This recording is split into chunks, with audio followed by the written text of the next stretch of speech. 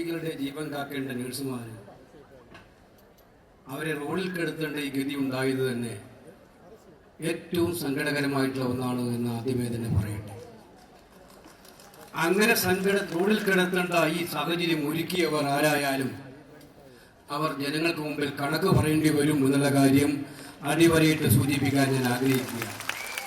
ഇവിടെ ജാസ്മിൻ ഷാഹിദിന്റെ ദീർഘമായിട്ടുള്ള കഥകളെ കുറിച്ച് പറഞ്ഞു. നമ്മൾ കോവിഡ് കാലം കണ്ടു, ഒരുപാട് മഹാമാരി കാലം കണ്ടു. പലപ്പോഴും നമ്മൾ സൂചിപ്പിക്കുന്നത് പോലെ ഒരു രോഗിയുടെ ജീവൻ രക്ഷിക്കാൻ വേണ്ടി തന്റെ ജീവിതം ത്യാഗം ചെയ്യാൻ മുന്നോട്ട് വരുന്നവരാണ് നഴ്സിംഗ് മേഖലയിലെ സഹോദരി സഹോദരിമാർ. അത് കോവിഡ് കാലത്ത് നമ്മൾ കണ്ടതാണ്, പലപ്പോഴും അനുഭവിച്ചറിഞ്ഞതാണ്. കണ്ടതല്ല, അനുഭവിച്ചറിഞ്ഞതാണ്. ഇവിടെ മാത്രമല്ലല്ലോ, ലോകത്തിൽ എവിടെ പോയാലും നമുക്ക് മലയാളി നഴ്സുമാരെ കാണാം. 1000 നാവോട് കൂടിയിട്ടാണ് അവർ പറയുന്നത് നമ്മുടെ സഹോദരിമാരുടെ സേവനങ്ങളെ കുറിച്ച്. അവരെന്തുകൊണ്ട് ഇവിടെ നിന്ന് പോകേണ്ടി വന്നു എന്നുള്ളതിന്റെ ചിത്രം കൂടിയാണ് ഈ സമരം നമ്മളോട് കാണിച്ചു തരുന്നത് എന്നുള്ള സംശയമില്ല. കഴിഞ്ഞ 7 വർഷമായിട്ട് ശമ്പള പരിഷ്കരണം നടക്കാത്ത, 7 കൊല്ലമായിട്ട് ശമ്പളം പുതുക്കി കൊടുക്കാത്ത ഏക മേഖല എന്ന് പറയുന്നത് സ്വകാര്യ ആശുപത്രികളാണെന്ന് പറയുമ്പോൾ ഈ സമരത്തിന്റെ പിന്നിലെ കാരണങ്ങളുടെ യഥാർത്ഥ ശക്തി നമുക്ക് മനസ്സിലാവും. ഇവിടെ പറഞ്ഞതുപോലെ ഒരുപാട് കമ്മിറ്റികൾ ഉണ്ടായി. ജഗദീഷ് പ്രസാദിന്റെ കമ്മിറ്റി കേന്ദ്ര സർക്കാർ, ആ കമ്മിറ്റി റിപ്പോർട്ടുണ്ട്. സുപ്രീം കോടതി വിധിയുണ്ട്. തുല്യജോലിക്ക് തുല്യവീതി, തുല്യവേതനം. അത് കഴിഞ്ഞ് കേരള സർക്കാരിന്റെ ബലരാമൻ കമ്മിറ്റി റിപ്പോർട്ട് 50 ശുപാർശകളിൽ 18 എണ്ണം മാത്രമാണ് 2015 നടപ്പാക്കിയത്. 50ൽ 18, 32 എണ്ണം ബാക്കിയാണ്. അത് കഴിഞ്ഞ് വീരകുമാർ കമ്മിറ്റി റിപ്പോർട്ട് ഷിഫ്റ്റ് സമ്പ്രദായത്തെ കുറിച്ച് മാത്രം പഠിക്കാനുണ്ടാക്കിയ കമ്മിറ്റി. കമ്മിറ്റികൾക്ക് ഒരു കുറവുണ്ടായിട്ടില്ല ഈ മേഖലയെ കുറിച്ച് പഠിക്കാൻ. റിപ്പോർട്ടുകൾക്ക് ഒരു കുറവുണ്ടായിട്ടില്ല മേഖലയെ കുറിച്ച് പഠിക്കാൻ. കുറവുണ്ടായത് നടപടികൾക്ക് മാത്രമാണ് എന്നുള്ളതാണ് ഏറ്റവും സങ്കടകരമായിട്ടുള്ള കാര്യം. അത് ന്യായമായിട്ട് ഇവിടെ ജാസ്മിൻ ഷാ പറഞ്ഞു 1333 രൂപ എന്ന് പറയുന്നത് ഒരു ദിവസത്തെ കൂലിയാക്കണമെന്ന് പറയുന്നത് ഏറ്റവും ന്യായമായ. ആശുപത്രികൾ വളരണം, ചികിത്സാ കേന്ദ്രങ്ങൾ വളരണം, രോഗികൾ കുറയട്ടെ എന്നാണ് നമ്മുടെ പ്രാർത്ഥനയെങ്കിൽ രോഗികൾ കൂടിക്കൊണ്ടേയിരിക്കുകയാണ്. ആശുപത്രികളിൽ എല്ലാത്തിനും വർധനമുണ്ട്, പക്ഷേ ജോലി ചെയ്യുന്ന നഴ്സുമാരുടെ ശമ്പളത്തിന് മാത്രം വർധനമില്ല എന്ന് പറയുന്നത് എന്ത് ന്യായീകരണമാണുള്ളത്? എന്ത് ന്യായീകരണമാണുള്ളത്?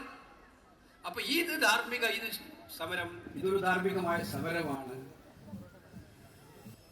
നീതിക്ക് വേണ്ടി കീഴുന്ന ഈ പാവപ്പെട്ട സഹോദരിമാരുടെ സഹോദരന്മാരുടെ സങ്കടങ്ങൾ കാണാൻ സർക്കാരുകൾക്ക് കഴിയുന്നില്ലെങ്കിൽ അത്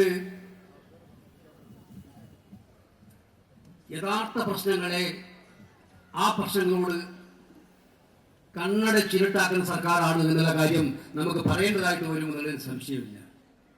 ഞാൻ വളരെ ദീർഘമായി മറ്റൊന്ന് കാണുന്ന ഒരു കാര്യം ഇവിടെ പറയാൻ ആഗ്രഹിക്കുന്നു.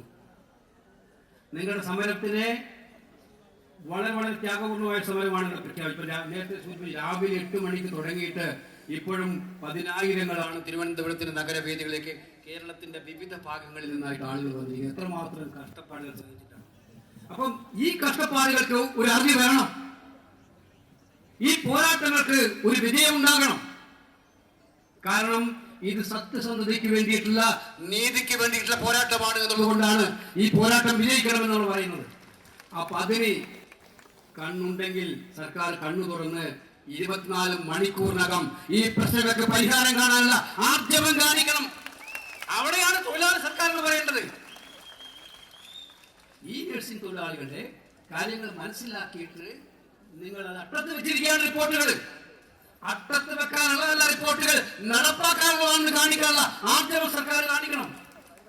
അത് നമ്മൾ പ്രതീക്ഷിക്കുന്നു. ഇല്ലെങ്കിൽ ഞാൻ ഉറപ്പിച്ചു പറയുന്നു, ഇവർ നടപ്പിലാക്കുന്നെങ്കിൽ ഇത് നടപ്പിലാക്കാനുള്ള സർക്കാർ 3 മാസങ്ങൾക്കുള്ളിൽ കേരളത്തിൽ വരും. അവർ നടപ്പിലാക്കും എന്ന് പറയാൻ ഈ സന്ദർഭം ഞാൻ വിനിയോഗിക്കുകയാണ്. അത് നിങ്ങൾ നടത്തുന്ന സമരം വെറുതെയാകില്ല, നിങ്ങളുടെ ഈ പോരാട്ടം വെറുതെയാകില്ല. ഇത് വെറും വീൺപാക്കുമല്ല. അതുകൊണ്ട് ഇത്തരം കാര്യങ്ങളിൽ വ്യക്തമായിട്ട് നിങ്ങളുടെ കാര്യങ്ങൾ, അവകാശങ്ങൾ ഉന്നയിച്ചുകൊണ്ടുള്ള പോരാട്ടങ്ങൾക്ക് കൃത്യമായി പ്രാമുഖ്യം നൽകുന്ന മാനിഫെസ്റ്റോയുമായിട്ട് ആണ് ഞങ്ങൾ സമീപിക്കാൻ പോകുന്ന ജനങ്ങളെ എന്ന് സൂചിപ്പിച്ചുകൊണ്ട് ഈ ധർമ്മസമരത്തിന് നിങ്ങളുടെ ത്യാഗപൂർണമായിട്ടുള്ള ഈ പോരാട്ടത്തിന് എല്ലാ പിന്തുണയും പ്രഖ്യാപിച്ചുകൊണ്ട് നമുക്ക് നമ്മുടെ കേരളത്തിലെ ആരോഗ്യ മേഖലയെ കുറിച്ചൊന്നും ഞാനിവിടെ പറയേണ്ട കാര്യമില്ല. അവാർഡ് വാങ്ങിക്കാൻ പോകുന്നവരുണ്ട് ഒരുപാട്. ഈ അവാർഡൊക്കെ കിട്ടുന്ന ഈ പാവപ്പെട്ട സഹോദരി സഹോദരന്മാർ എടുത്ത പണിയുടെ ഫലമായിട്ടാണ് എന്ന് ആദ്യം മനസ്സിലാക്കിയിട്ട് അവർക്ക് കൊടുക്കേണ്ട കൂലി കൊടുക്കണം. ന്യായമായിട്ടാണ്, അധികമൊന്നും ചോദിക്കുന്നില്ല. അവര് നോക്കുകൂലിയല്ല ചോദിക്കുന്നത്, ന്യായമായ കൂലിയാണ് ചോദിക്കുന്നത്. ആ കൂലി കൃത്യമായിട്ട് കൊടുക്കാൻ സർക്കാരിന് കഴിയണം. അത് കഴിയുന്നില്ലെങ്കിൽ ആരോഗ്യ മേഖല നേരിടുന്ന ഈ ഗുരുതരമായ പ്രതിസന്ധി, കേരളത്തിലുള്ള പ്രതിസന്ധി അത് കൂടുതൽ നിങ്ങളെ അഭിനന്ദിക്കാൻ ആഗ്രഹിക്കുകയാണ്. നിങ്ങൾ സമരം ചെയ്യുമ്പോഴും നിങ്ങളുടെ 1/3 വിഭാഗം ആളുകൾ ആശുപത്രികളിൽ പോയി ആശുപത്രിയുടെ പ്രവർത്തനം നടത്താൻ തയ്യാറാകുന്നു എന്ന് പറയുന്നത് നിങ്ങളുടെ സാമൂഹ്യ പ്രതിബദ്ധതയുടെ ഏറ്റവും വലിയ ലക്ഷണമാണ്. അത് ആ സാമൂഹ്യ പ്രതിബദ്ധതയുമായി നിങ്ങൾ മുന്നോട്ട് പോകണം.